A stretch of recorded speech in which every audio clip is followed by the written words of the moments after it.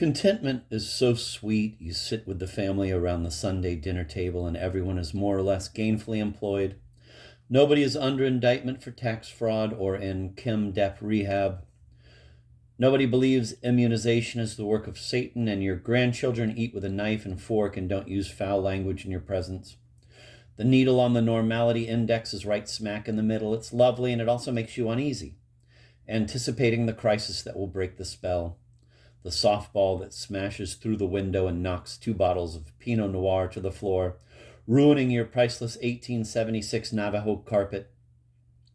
The fire truck that pulls into your driveway called to a fire on Elm Street, and this is Helm Street, but before they get the spelling right, they've dragged an 8-inch hose up to the 2nd floor and blasted water into Jimmy John's bedroom where he was looking at porn on TV, and they hit him with 100 gallons of cold water and sent him into treatment for shame for who knows how long. And Sundays will never be the same. Poor JJ will develop an Excedrin dependency and drop out of school due to diarrhea and take up with a girl named Diane who demands you call her Douglas Fir. Why would a nice young woman identify as a tree?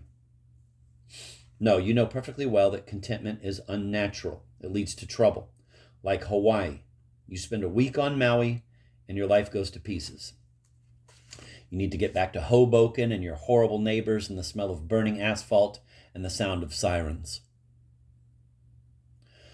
Gaiety is a lovely word that used to mean inexplicable high spirits such as singing in the rain, and then it just meant Bob and George, but that's okay by me. Gaiety, to my way of thinking, involved dressing up in a certain sort of frivolity, and cheerfulness can be easily accomplished by ordinary people in everyday outfits.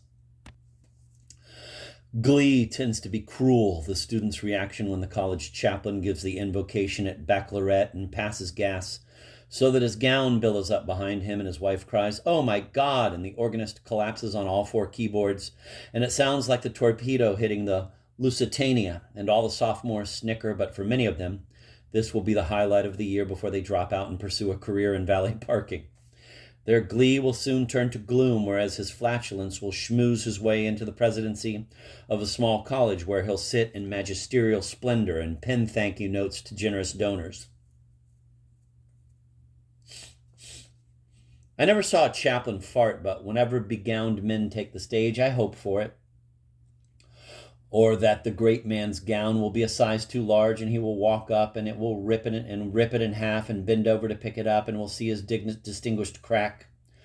Anytime the noble and anointed take the stage, we hope for a mishap. That's one reason people sit in the front row, so they can see the dean whisper to the poet laureate who looks down and says, "Oh God," and zips up his barn doors. I once gave a speech to Phi Beta Kappans at Harvard. As I was introduced, Helen Vindler leaned over and said, "Your shoelaces are untied." I said, "I know." I stood up and gave my remarks, walking to and fro, and the Kappans watched my every step, anticipating the crash as I recited Shakespeare, Cummings, Dickinson, Burns, Mary Oliver, and several sonnets of my own. I took long strides, laces trailing, and I had an attentive audience, though in the end, glee was denied. Triumph is surely related to glee, but we don't use the word anymore. Once it was associated with Roman generals riding into captured provincial capitals and taking their pick of the local peasant women, but it became hyperbolic when it was attached to a motor vehicle. It lost its oomph and fell into disuse. Same with exultation, too fancy, too formal.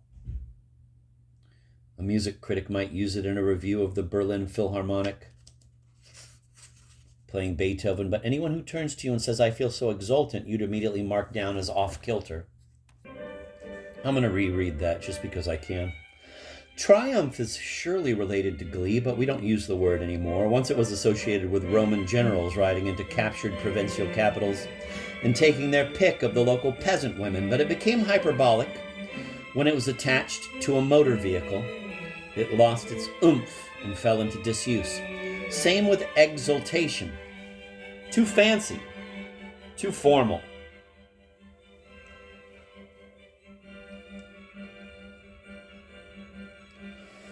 A music critic might use it in a review of the Berlin Philharmonic, playing Beethoven, but anyone who turns to you and says, "I feel so exultant," you'd immediately mark down as off-kilter.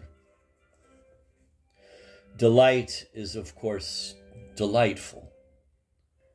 I have great nieces who are a delight.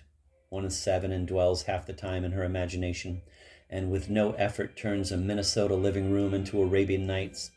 And it's wonderful and astonishing, but also exhausting for the grown-ups. I felt delight once in church on a Sunday in January when a woman stood up to read a passage from the prophet Micah, including, quote, "O my people, remember what happened from Shittim to Gilgal, that you may know the saving acts of the Lord," end of quote. I'd noticed it in the bulletin waiting for the service to start and remembered how much I'd enjoyed that passage when I was 13, wishing one of the brethren elders would read it aloud in Bible study. But it never happened, and now I was delighted, waiting for our reader to proclaim it. I could sense her trepidation. She approached Shittim very cautiously. This was not in a back alley somewhere. This was in St. Mark's Cathedral in Minneapolis. Marble angels looking down, and she very carefully pronounced it Shittim, as if it were French. I mean, Shittim is Shittim, no shit. But she had been dreading this for an hour, wishing she were Unitarian, wishing it were Monday, afraid she'd accidentally pronounce it phonetically, and an angel would come crashing to the floor, narrowly missing a sexton who would lose his faith on the spot and turn to Scientology. It made me so happy. It was the highlight of the day. I have no recollection of the homily. Some guy spoke English. Big deal. This was pure delight. I feel the exact same way about my sweetheart's bare shoulders. But if I had titled this book Bare Shoulders, it would have created expectations that couldn't be met. Cheerfulness is eminently attainable. As for euphoria, it's best to leave it alone. Into each life some rain must fall, and not only rain, but also taxes, nausea, sadness, the taste of soap, mysterious incessant beeping, online fundraising appeals, hemorrhoids, allergic reactions to moisturizers, phone calls that put you on hold to listen to repeated musical riffs that drive you mad and you decide not to bother with a cardiologist, but to treat your heart arrhythmia with vitamin D3. And to achieve euphoria amid all of this may lead you to driving to a distant parking lot with $120 in an unmarked envelope and meeting a man named Rick in a Black Sabbath hoodie.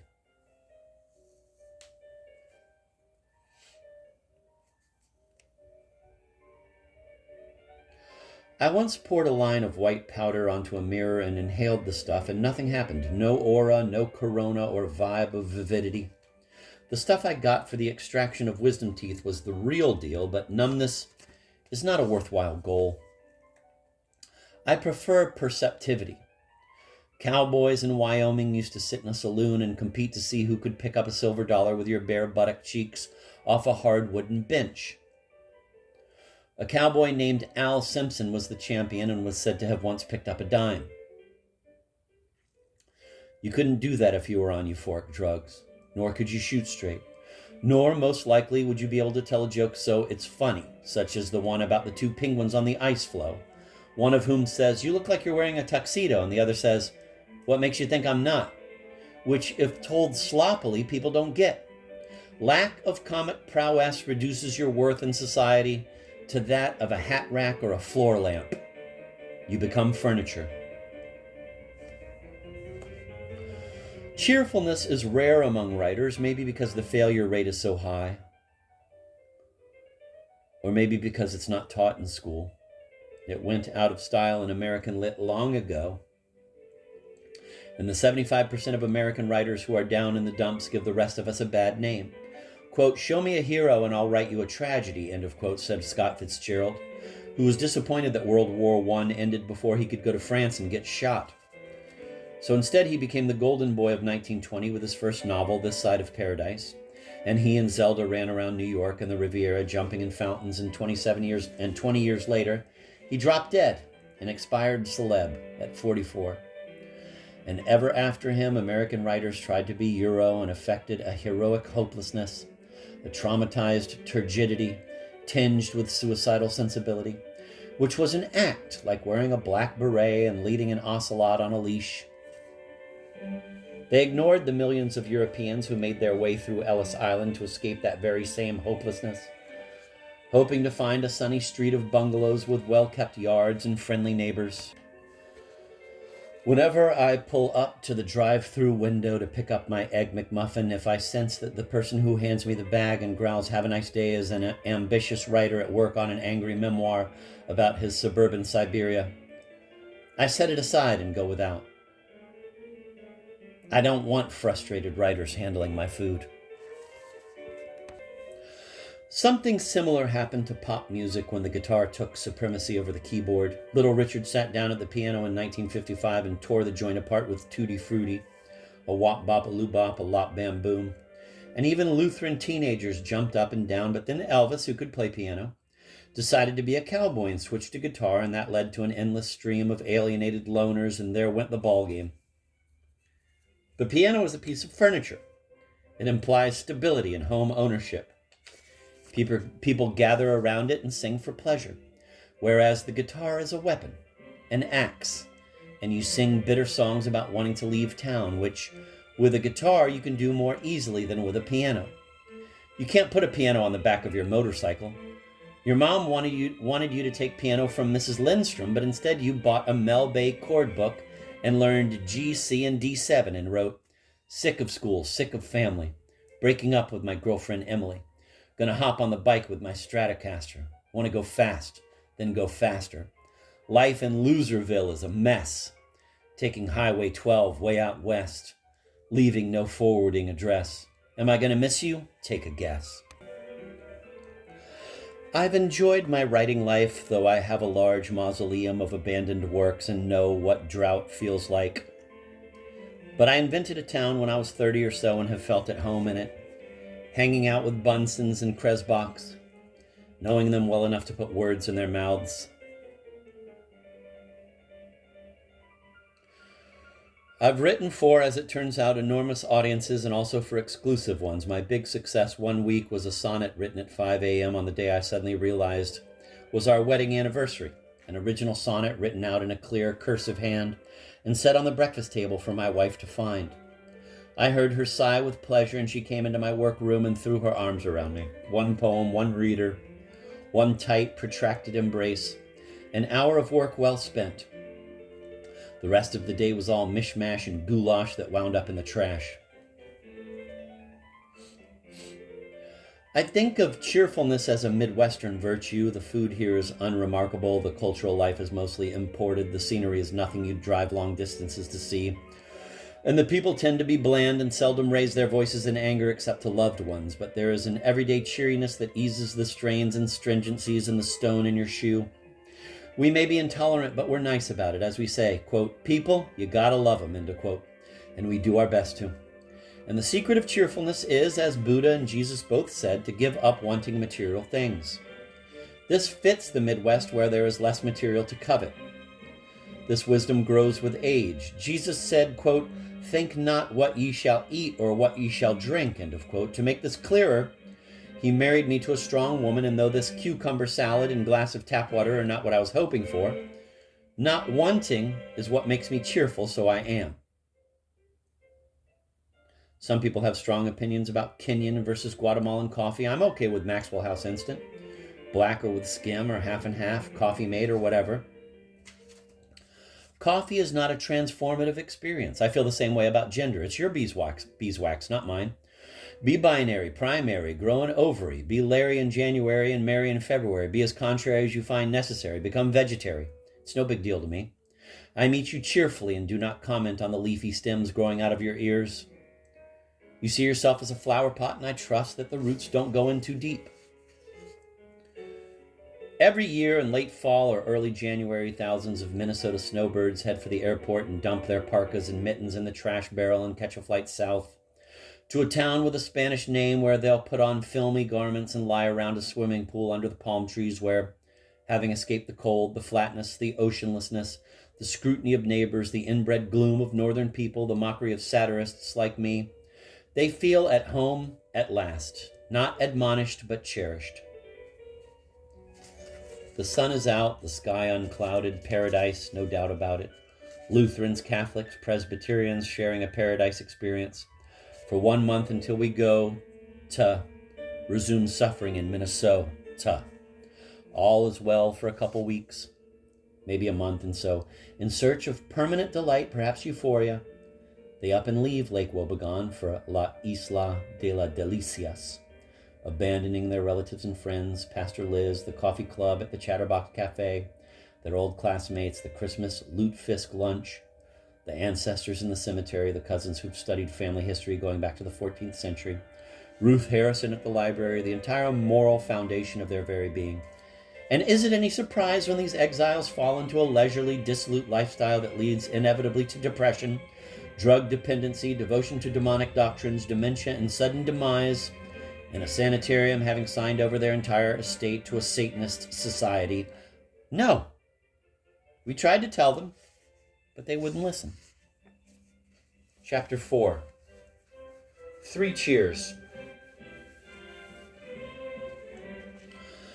It was their cheerfulness that propelled the Beatles to American stardom in 1964, a propulsive lightness after the bitterness of Dallas, the motorcade, the hero and his lady in the open car, the horror of the Zapruder pictures of her arm around him, then his brains blown out, then Oswald seeing Jack Ruby approach in the city garage, the funeral cortege, the little girl and boy, the stricken widow, the sheer disbelief that led to years of aimless speculation about conspiracies when we had simply witnessed 2 murders. The old hack LBJ came to power, the grim tide of Vietnam deepened.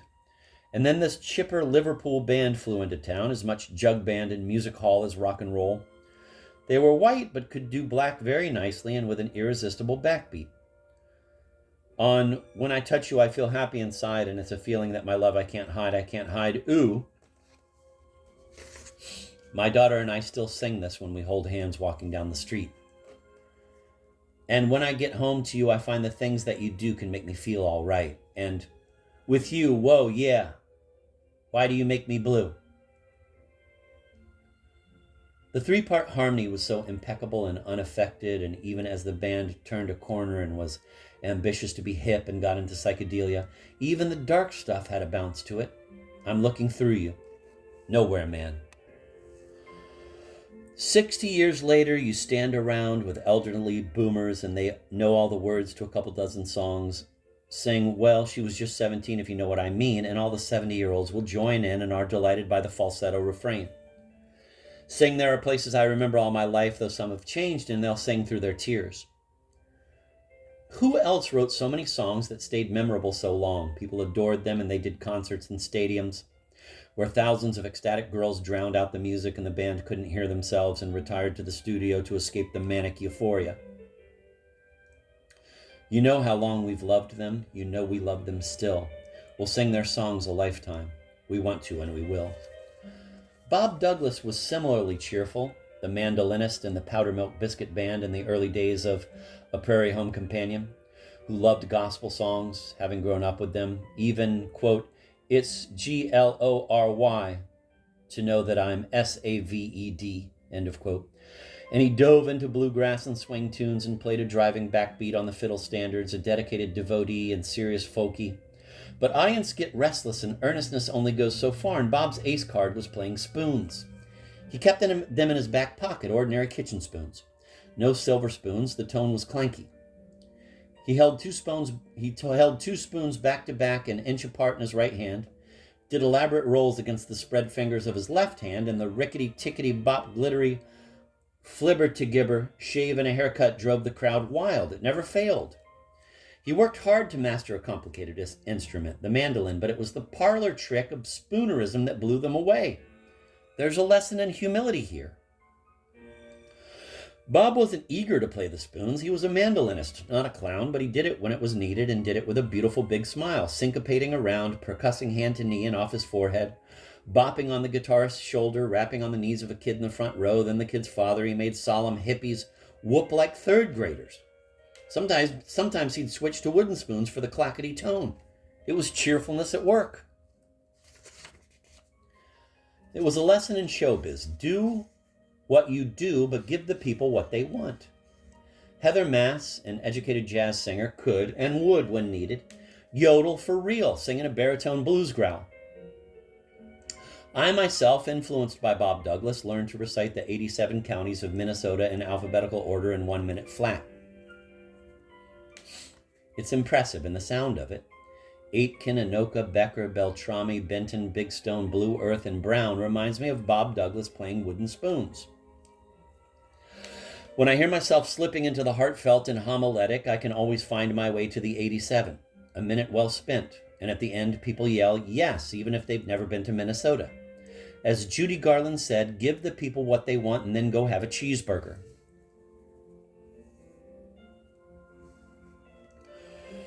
Cheerfulness was what drove a junior senator from Illinois into the White House in 2008 against a much more experienced Republican opponent whom he easily beat, and the blackness of his daddy didn't matter much because the Democrat's smarts and wit and conversational style and cheerful cadences carried the day.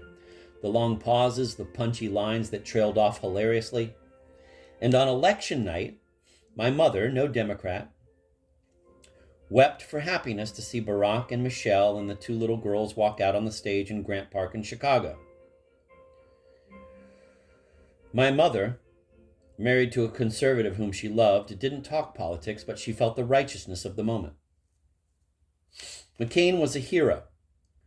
Obama was a newfound friend. His place in history will be argued long into the next century. But there was a spirit to the man that never got weary. He was, hands down, the funniest man ever to occupy the White House. Maybe a first lady or two was funnier, but she kept it to herself. He just got funnier as he went on. He enjoyed being our president, and when he spoke to you, it landed and you felt his hand on your shoulder. His speech to the White House Correspondents' Dinner in 2016 was a string of big laughs. He said, "It's late. I'm running on CPT, which stands for Jokes White People Shouldn't Make. My brilliant and beautiful wife, Michelle, looks so happy to be here. That's called practice." Referring to the gentleman who would succeed him, he said, 8 years ago, I said it was time to change the tone of our politics. In hindsight, I clearly should have been more specific. Laughter. The president is the nation's chief mourner. It comes with the job. When terrible tragedy occurs, it's his duty to express grief and strike a hopeful tone, but here was something unique, a president enjoying being funny. In my final year, my approval ratings keep going up. The last time I was this high, I was trying to decide on my major. Every word is in place. The timing is professional. He was soon succeeded by a man who couldn't tell a joke and never did, who'd gained attention by claiming Obama was born in Kenya. How do you answer that? It's like someone calling him Rocky. That's not his name. That night, Obama was beautifully funny for the maximum time permissible, and then he did the obligatory salute to the roll of the press. But when he was sailing through his best material, he was the most American in the room. Imagine, if you can, Nixon or George W. or McGovern or Hubert or Hillary at the podium, complimenting their brilliant and beautiful spouse who looks so happy to be here. It's called practice. But you can't. If you could, we'd be in a better place today. Let's give it up for Barack, the first prez to be able to say, let's give it up and sound genuine. 8 years ago, I was a young man full of idealism and vigor. And look at me now, he said, laughter. Hillary once questioned whether I would be up ready for a 3 a.m. phone call. Now I'm awake anyway because I have to go to the bathroom. I'm up. 6 years later, Democrats brought back Barack and staved off disaster in the midterms. He was busy writing another memoir, but the nation missed that voice. Republicans passed the 2-term limit for the presidency because they didn't want another FDR. Okay, understood, but when it stops a Barack and you get a Donald instead, a person has to wonder,